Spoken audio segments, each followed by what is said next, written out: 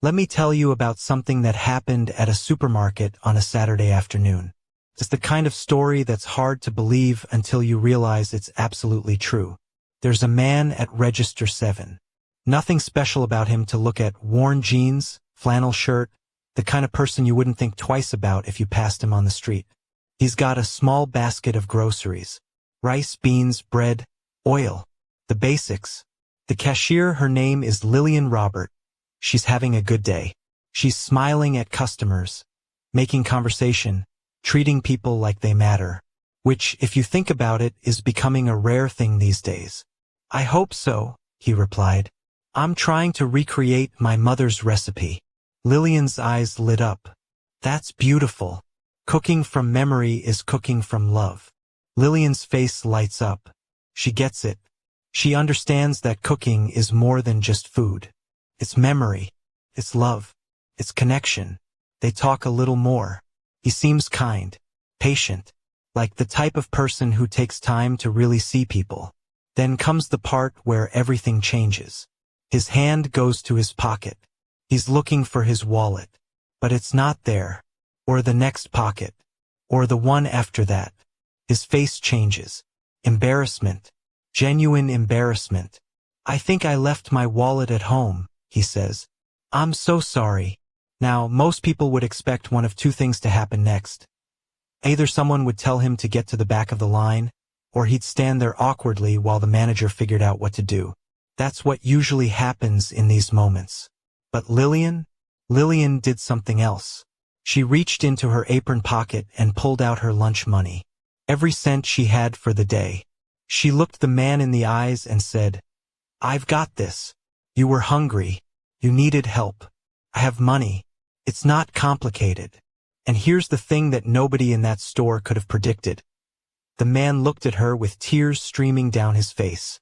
And what he did next would change not just this woman's life, but his own, and everyone who witnessed it. But I'm getting ahead of myself. Because here's what nobody in that supermarket knew. This man didn't forget his wallet. He came to Daily Goods on that Saturday afternoon with a very specific purpose. And Lilian Robert's act of kindness, her genuine, uncalculated generosity, revealed exactly who he was. His name is Josh Winter, and he is one of the richest men in America. So here's my question for you. If you had no money, no identity, and no one to prove yourself to, who would actually help you? Who would see your humanity instead of your circumstances? So here's what nobody in that supermarket knew. This man didn't forget his wallet. He came to Daily Goods on that Saturday afternoon with a very specific purpose. And Lilian Robert's act of kindness, her genuine, uncalculated generosity, revealed exactly who he was. His name is Josh Winter, and he is one of the richest men in America. But I'm getting ahead of myself. Let me back up. Let me tell you about the man before the moment. Because to understand why Josh Winter walked into that supermarket pretending to have nothing, you have to understand what he'd built, and what building it had cost him. Josh Winter is 58 years old. He's the founder and chairman of Winterlink Solutions, a company worth $4.2 billion. $4.2 billion. That's a number most of us can't even visualize. It's servers and patents and market dominance. It's an empire of technology that powers cloud infrastructure for some of the biggest companies in the world. His fingerprints are on everything from healthcare systems to banking networks to retail operations. When you do something on your phone or your computer that requires storage in the cloud, there's a decent chance Josh Winter's company is making it possible. Yet if you passed him on the street, you wouldn't know any of this. He was wearing worn jeans. The kind of jeans that weren't fashionably distressed. They were actually worn. Faded from washing, not from expensive designer brands. His flannel shirt had seen better years. His shoes were comfortable, broken in, the kind of shoe that says, I care about how my feet feel, rather than I care about impressing people. There was no Rolex on his wrist. No designer watch at all. Just a simple, inexpensive timepiece that did the job it was meant to do. He drove a 15-year-old sedan. Not as a statement. Not as some kind of humble bragging performance. He actually drove it because it worked. Because cars were meant to get you from one place to another, not to announce to the world how much money you had. When his friends suggested he upgrade, he would smile and shake his head. "A car is a car," he'd say. "It gets me where I need to go. Why would I pay for more than that?" This is a man who could buy a private jet and instead takes commercial flights. Who could rent a luxury penthouse anywhere in the world and instead lives in the same 3-bedroom house in a quiet neighborhood that he bought 20 years ago. Who could wear Valentino and Gucci and instead shops at thrift store not ironically, but genuinely. Because he liked the clothes, they fit his body, and he saw no reason to spend more. His philosophy was simple. He said it often enough that the people close to him knew it by heart. Money is not a costume. A man who needs the world to see his wealth has nothing else to show. Those weren't his words originally. They were his grandmother's. And her words had become his compass. Josh's grandmother raised him for part of his childhood. His mother had left when he was young, not in a dramatic way, just in the tired way that happens sometimes when people aren't built for parenthood. His father was kind but distant. A man who worked hard and provided but didn't quite know how to connect. It was his grandmother who taught him to see people. She was a simple woman. She worked as a housekeeper for wealthy families. She made barely enough to get by. But she moved through the world with a kind of dignity that had nothing to do with money.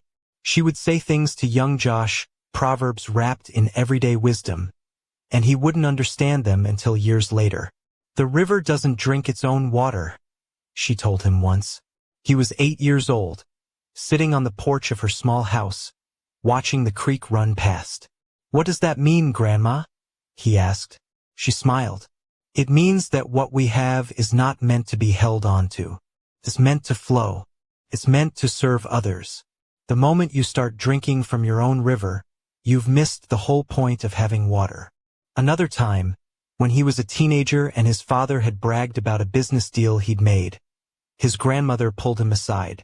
"Money is a mirror," she said, looking at him with eyes that seemed to see straight through him. "It shows you exactly who people are. The ones who stay with you when you have nothing, those are the ones who love you. The ones who appear when you have everything but disappear when the money's gone, well, you know what they loved. And it wasn't you." He carried those words into adulthood. He carried them when he started his first tech company. He carried them when Winterlink Solutions became unstoppable. He carried them when the money kept coming, when the success kept building, when he had more than he could ever spend. And he carried them into his penthouse office on the 42nd floor, where he sat alone most nights, looking out at the city lights, feeling more isolated than he'd ever felt in his life. Here's what nobody tells you about becoming incredibly wealthy. It doesn't solve the problem you think it's going to solve. Josh had spent his 30s and 40s building an empire. He'd made smart decisions. He'd taken calculated risks. He'd worked 18-hour days and sacrificed vacations and missed out on friendships that couldn't survive his relentless focus. But he'd built something real. He'd built something that mattered. And he'd become obscenely wealthy in the process. The thing was, the wealth came with a particular kind of loneliness. It wasn't the loneliness of being poor. That's a different thing entirely. That's the loneliness of wanting and not having. This was the loneliness of having everything and wondering if anyone would like you if you had nothing. His driver, Marcus, was the only person who seemed to truly see him. Marcus had been with Josh for 12 years. He was the kind of person who said very little but observed everything. One evening, after a particularly quiet day, Marcus had turned around from the front seat and looked at Josh in the back. "Boss, you need someone," Marcus said simply. Josh looked up from his phone. "I have you, Marcus." "I'm grateful." "That's not what I mean," Marcus said, and there was kindness in his voice. "I'm your driver. I'm not your life. You're building an empire, but you're doing it alone. And one day you're going to wake up and realize that the empire doesn't matter if there's nobody to share it with." Josh didn't respond, but he thought about it. He thought about it for weeks. He tried, God knows he tried. There had been 3 serious relationships over the years. The first was with a woman named Sarah. Beautiful, ambitious, intelligent. She seemed perfect. For 2 years they were good. And then his shipping division hit a rough patch. The market shifted. He lost 200 million in 1 quarter. It was a setback, not a catastrophe, but it meant he had to refocus. He had to work harder. "I didn't sign up for uncertainty, Josh," Sarah said, and she meant it. "Call me when things stabilize." Things stabilized. 6 months later, she called. He didn't answer. The second relationship lasted longer. Michelle was warm and attentive and present in ways Sarah never had been. 2 years of genuine companionship. And then Josh discovered she'd been systematically funneling money to her ex-boyfriend through a fake charity.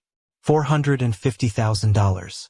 When he confronted her, she didn't even have the decency to look ashamed.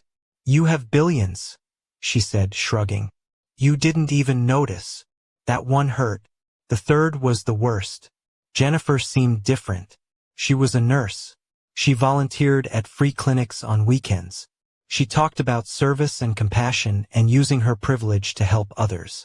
Josh fell for it for her, he thought. He was planning to propose. And then he found the prenup she'd been secretly drafting with her lawyer. It included a clause guaranteeing her $50 million if they divorced within 5 years. She was planning the exit before the entrance. She was planning to marry him, make sure the prenup would hold up, and then leave with a 9-figure payday. She'd studied his money with the precision of a forensic accountant, but she'd never bothered to study his heart. After Jennifer, Josh stopped trying. He threw himself into work. He started his foundation, the one that built schools in West Africa. That felt good. That felt meaningful. But it didn't fill the empty spaces. It didn't answer the fundamental question that kept him awake at night. If you took away his money, would anyone stay? If Josh Winter walked into a room and nobody knew he was worth $4.2 billion, would anyone see him as worthy of love? It was this question that consumed him. Not obsessively, but persistently. It sat with him in meetings. Followed him home. It woke him up at 3 in the morning. Marcus sensed it. One evening, about 6 months before the supermarket, Marcus said something that stuck with Josh. "You're searching for something," Marcus said. It wasn't a question. "I am," Josh admitted. "I'm searching for someone who sees me. The real me. Not the money. Just me." "Then maybe," Marcus said carefully, "you need to be willing to be seen without it." That thought germinated. It grew. It became something he couldn't ignore. What if he did exactly that? What if he went somewhere ordinary, dressed like an ordinary person and had no money? Not for a long time. Not permanently. Just for an afternoon. What would happen? Who would help him? Who would judge him? Who would see his humanity? He thought about his grandmother. She'd always said that you could learn more about people from how they treated someone who could do nothing for them than from any other measure. "Watch how a person treats someone who can do nothing for them," she told him once. That is who they truly are. It was this memory that crystallized the idea. Not as something desperate or sad, but as something necessary. A test. A clear-eyed experiment in human nature. And for the first time in months, Josh Winter felt something like hope. A week before the Saturday that would change everything, Josh sat in his office and made a decision. He would go to a supermarket. Not a fancy one. A neighborhood supermarket. The kind of place where regular people shopped. Daily goods, maybe. A place he already owned, which meant he could be there without anyone wondering why he was there. He would dress in his normal clothes, the clothes he always wore. The worn jeans, the flannel shirt, the comfortable shoes. He would select basic groceries, rice, beans, cooking oil, bread. The kind of things his grandmother used to buy. The kind of things that told a story about provision and necessity and making do with what was essential. And he would go to the checkout with no wallet. He wouldn't have identification. He wouldn't have credit cards. He wouldn't have his phone with the digital wallet that could access his billions. He would have nothing but his appearance and his story. And he would see what happened. Marcus was skeptical. "Boss, you own 14 buildings. You can't just walk into a grocery store and act like you're poor. I'm not acting poor, Josh said. I'm acting ordinary. And I want to see who helps an ordinary man when he can't pay. What if someone recognizes you? Marcus asked. Nobody recognizes me, Josh said, and he meant it. His wealth was so enormous that it had made him invisible. Nobody expected to see a billionaire in worn jeans shopping for rice and beans. They would see only what they expected to see. An ordinary man. And if something goes wrong? Marcus pressed. Then you'll be in the parking lot, Josh said. You'll watch. You won't interfere no matter what happens. Can you do that? Marcus thought about it. Then he nodded. Your mother would worry, he said quietly. My mother never worried about much, Josh replied, which was true. But my grandmother would understand. She would understand exactly why I need to know. And Marcus, who had served Josh for 12 years and loved him in the way devoted employees sometimes do, agreed. The plan was set. Saturday afternoon. Daily goods. A small basket of groceries. No money. Just Josh Winter, stripped of everything except his humanity. Walking into a supermarket to find out if anyone would recognize him as a human being worth helping. He had no idea that he was about to meet a woman named Lilian Robert who would show him exactly what his grandmother had been trying to teach him all along. He had no idea that her kindness, something he would never have expected and absolutely couldn't predict, would reveal to him the answer he'd been searching for.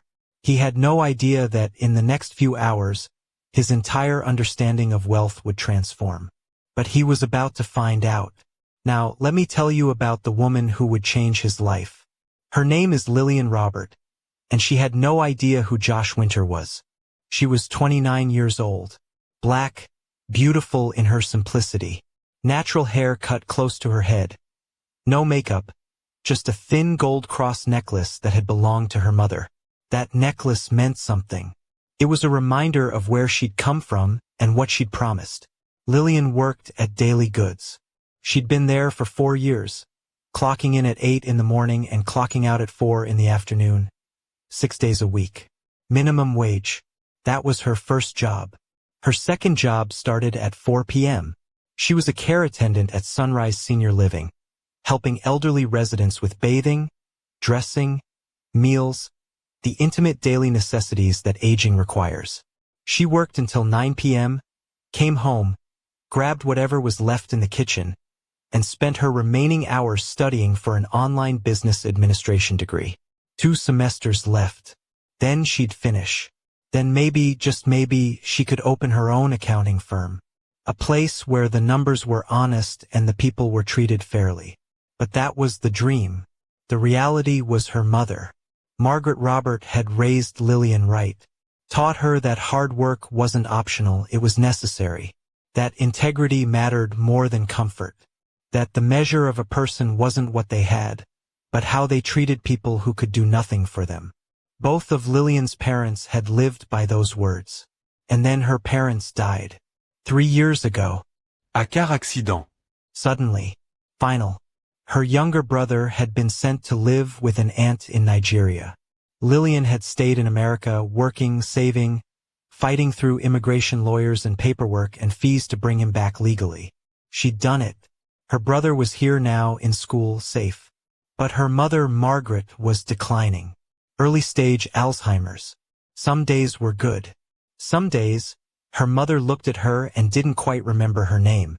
Lilian had promised her something years ago, before the diagnosis, before everything changed. Mama, I will never put you in a home. Never. You took care of me. I'll take care of you. So she worked 2 jobs. She studied at night. She managed her mother's medications. She skipped lunches to stretch paychecks. Sometimes she went to bed hungry so there would be enough. And on this particular Saturday, the day that would change everything, she'd chosen to pick up an extra shift. Her mother's medications had gone up in price. The insurance had changed. Lilian did the math. She needed another $100 by Monday. So she'd volunteered to work Saturday afternoon at Daily Goods, even though she was already exhausted, even though she'd worked a double shift the night before. Her lunch money, $47.83, sat in her apron pocket. That was all she had. She had no idea she was about to give it all away. Josh Winter had a plan. A simple plan.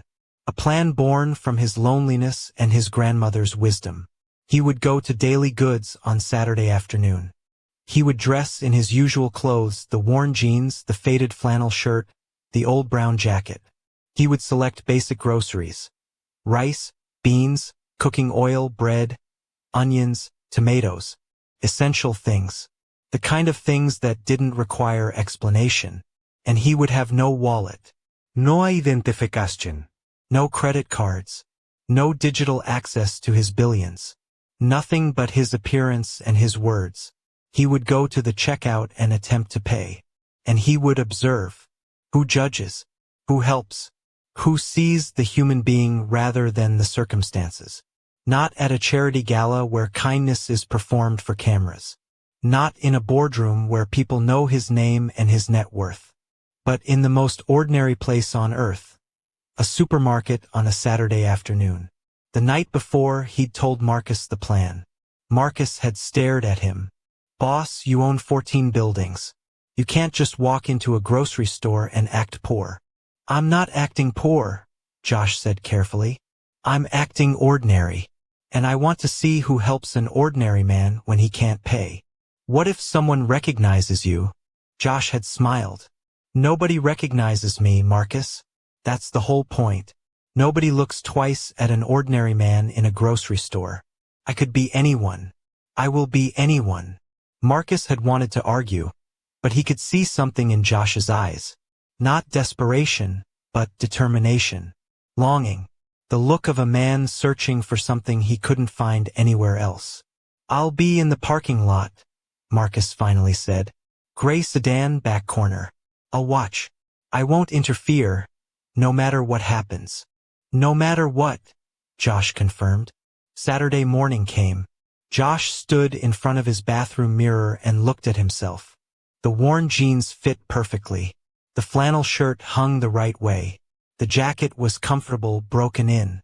He looked at his reflection and saw exactly what he wanted to see. An ordinary man. Nobody special. Nobody worth a second glance. Perfect. But as he left his penthouse and rode the elevator down to the lobby, doubt crept in. What if nobody helps? What if everyone judges? What if he stood there at a checkout counter unable to pay and the entire supermarket simply turned away, the way most people do? What if there was no kindness left in the world? Marcus drove him 2 blocks from Daily Goods. Josh got out of the car slowly, his heart actually racing. He was a billionaire about to conduct an experiment in human nature, and he was nervous. Genuinely nervous. I'll be right here, Marcus said. Be careful. Josh nodded and walked toward the supermarket alone. The Saturday afternoon sun was warm on his face. The parking lot was full. People everywhere, moving with purpose, carrying bags, living their lives. In just a few minutes, Josh would walk through those automatic doors and discover something about himself he didn't yet understand. He would discover what it felt like to be truly seen. What happened at Register 7 would reveal the true character of everyone witnessing it. Josh placed his small basket on the counter. Rice, beans, cooking oil, bread, onions, tomatoes. The items of someone making something real. Something from memory. Something that mattered. Lilian looked up at him and smiled. A real smile. Not the tired smile of someone who'd been standing all day, but the genuine smile of someone who actually saw the person in front of her. Good afternoon, sir. Having a nice day? She asked. I hope so, Josh replied. My mother used to make similar meals. I'm trying to recreate her recipe. Lilian's eyes lit up. She got it immediately. That's beautiful. Cooking from memory is cooking from love. They talked a little more as she scanned his items. Her hands moved with practiced efficiency, but her attention remained on him. Not on the transaction. On him. She asked about his mother. He answered honestly. For a moment, at a supermarket checkout on a Saturday afternoon, two people were genuinely connecting. "Your total is $47.83, Lilian said. Josh reached into his back pocket. Nothing. He tried his front pocket. Nothing. He patted his jacket, his face shifting from confidence to something else entirely. Genuine embarrassment. "I think I forgot my wallet," he said quietly. "I'm so sorry. I must have left it at home." Behind him, she erupted. Patricia, the woman in the red dress with the expensive nails and the air of someone who'd never known real struggle. Her voice cut through the supermarket like a blade. "Are you serious right now? Some of us have places to be. Move out of the way." Josh stood there actually humiliated. Not because he was poor, but because he'd caused trouble. Because he'd inconvenienced people. Because he suddenly mattered less. The store manager, Gerald, rushed over. "Sir, if you can't pay, I'm going to have to ask you to step aside." And then everything changed. Lillian's hand moved to her apron pocket. She pulled out bills, her lunch money, every cent she had. $47.83. She smoothed them on the counter with steady hands. "I'll pay for it," she said simply. "This is my money, not the store's." Gerald started to protest. Lilian cut him off. "I'm not using the store's money. I'm using mine. My decision." And she continued bagging groceries as if nothing unusual had happened. The silence that followed was different from normal silence. It was the silence of people witnessing something they didn't expect. Something pure. Something that exposed exactly who they were. Patricia's face hardened. The elderly man in line shook his head slowly. A mother pulled her child closer, protecting them from the spectacle of cruelty. Josh's eyes filled with tears. Real tears. "Why did you do that?" he asked, his voice breaking. Lilian looked at him with kind eyes. "You were hungry. You needed food. I had money. It's not complicated." "But that was your lunch money," he said. She smiled, genuine, warm, without expectation. "I've skipped lunch before. I'll survive." And in that moment, Josh Winter met someone real. But Josh Winter was not finished. He had come to test people's character, and he had found what he was looking for. Now, the mirror would show everyone exactly who they were. He picked up his bags. Every eye in the supermarket followed him as he walked toward the exit. But at the door, he paused. He turned around and walked back to register 7. The entire store watched, confused. Josh set his bags down on the counter. His hand moved to the inside lining of his jacket, the hidden pocket that nobody knew about. He pulled out a phone. Not an ordinary phone. An expensive one. He pressed one button. "Marcus, bring the car. Bring the envelope." 30 seconds later, a black Mercedes S-Class pulled up to the store entrance. Marcus stepped out in a tailored suit, walked inside, and handed Josh a leather envelope. The store went dead silent. Josh opened the envelope and placed a business card on the counter in front of Lilian. His voice was calm and clear. "My name is Josh Winter. I am the founder and chairman of Winterlink Solutions. I own this building. I own the shopping plaza across the street. I own 47 commercial properties in this city alone." Patricia's face was drained of color. The store manager's jaw dropped. Every shopper stood frozen. Josh looked at the entire store. "I came here today with no wallet on purpose. I wanted to see who would help and who would judge." He looked directly at Patricia. "You judged." He looked at the other shoppers. "You watched." He turned to Lilian. "And you? You gave me everything you had." Josh stepped closer to her, his voice softening. "My grandmother once told me that true love is when someone gives you something they can't afford to lose, and they do it without being asked. You gave me your lunch money, Lilian. The only cash you had for days. For a stranger you thought had nothing." Tears streamed down Lilian's face. Her hands trembled. The elderly man began to clap. Then the mother with children. Then the bag boy. Then the entire store, a standing ovation in daily goods. Patricia stood alone in the middle of it all, shrinking. Her phone was in her hand. She realized too late what was happening. People around her were recording everything.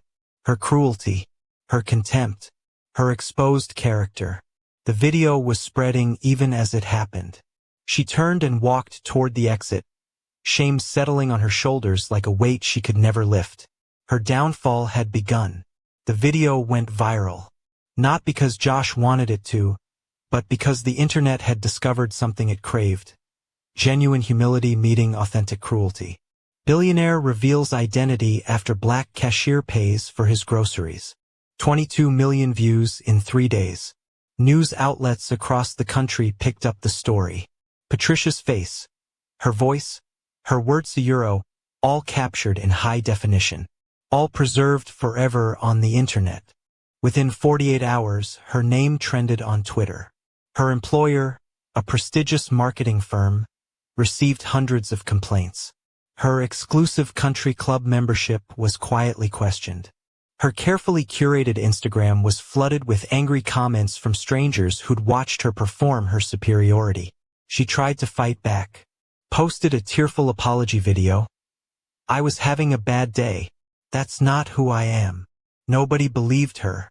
The store video had shown exactly who she was. The marketing firm made their decision quickly. "Your behavior doesn't align with our company values," they said, and escorted her out of the office. Her leased luxury car was repossessed 3 weeks later. Her friends disappeared faster than her paycheck. Within a month, Patricia went from regional manager to unemployed, friendless, and humiliated by the court of public opinion. Meanwhile, something entirely different was happening at a small cafe on Jonesboro Road. After the supermarket, Josh had asked Lilian, "Can I take you for coffee? I'd like to hear your story." She'd hesitated. "I can't. I have my second job in 2 hours." "Thursday then," Josh said. "When is your next day off?" "I think Thursday," Lilian replied. "I'll come to you." "Name the place," Josh said. "There's a small cafe on Jonesboro Road. Nothing fancy, but the coffee is good," Lilian said. "Perfect," Josh said. Thursday came. Josh arrived in simple clothes, driving an old Honda Euro, not the Mercedes. Lilian was already there, wearing a yellow sundress she'd ironed 3 times. They talked for 4 hours. She told him about Enugu, her parents, the highway accident, the phone call that shattered everything. "I was here in America, working, sending money home, and they died on a highway I'll never see." Josh listened. Really listened. Not with the detachment of someone being polite, but with the presence of someone who understood loss. When she asked about him, he confessed, "I didn't forget my wallet that day." Lilian smiled. "I know. I suspected when you pulled out that phone." "You're not angry?" Josh asked. "Why would I be angry?" Lilian said. "You were looking for something real. I understand that." And in that moment, something real began growing between them. Not based on his money, based on authenticity, based on 2 people who'd both spent their lives searching for genuine connection and finally found it in each other. For months later, Lilian graduated from her online business administration course, top of her class, and Josh was in the front row. He watched her walk across that stage. Marcus was beside him, applauding, and Lilian's mother Margaret, who still had her good days when memory held, was applauding too, tears streaming down her face because she understood what her daughter had just accomplished. When Lilian saw them, her smile broke through her tears. Not a smile of relief, a smile of completion, a dream realized through sacrifice and persistence. Josh wasn't watching with the possessiveness of someone claiming credit. He was watching with genuine pride, the kind you feel when you witness someone become exactly who they were meant to be. After the ceremony, Josh asked, "Let me take you somewhere special." Lilian's surprise came when he drove her to the small cafe on Jonesboro Road. The same corner booth, the same cheap coffee, the place where they'd first truly talked, where authenticity had been the only currency that mattered. "You could take me anywhere in the world," Lilian said softly. Why here? Because this is where you became real to me, Josh replied. They sat in that booth, the cafe around them filled with the murmur of other conversations. Josh reached into his pocket. His voice was steady, but his hands were slightly trembling. I had a ring custom made, he said. But it's not a diamond. It's not expensive. He opened the box. A simple gold band. Elegant. Understated. Beautiful in its simplicity. Lilian gasped as she read the engraving inside. $47.83. That number changed my life, Josh whispered. $47.83 given by a woman who had nothing to a man she thought had nothing. That is the most valuable transaction in my life. He took her hand. I've spent my entire life building an empire. But it wasn't until I met you that I understood what wealth really means. Wealth isn't measured in buildings or bank accounts. It's measured in moments like this. Will you marry me, Lilian? Not because I'm rich. Because I'm real, and because you see me as real. Will you marry Josh Winter the man?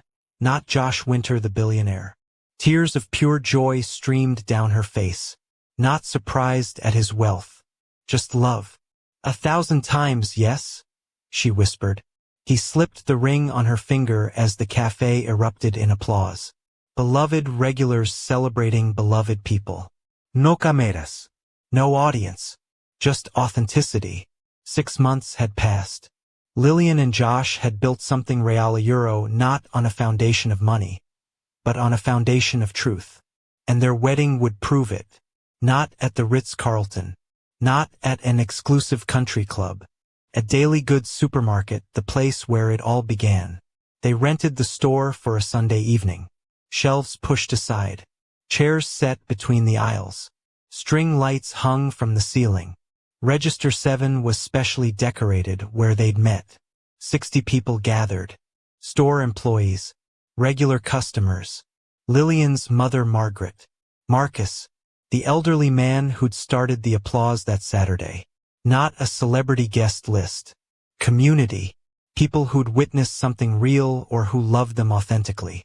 At Register 7, Josh looked at Lilian and spoke his vows. I promise you rice, beans and bread. I promise you the things that matter. I promise you the truth. I promise you a man who will never mistake your kindness for weakness. I promise you the fisherman's son, not the billionaire.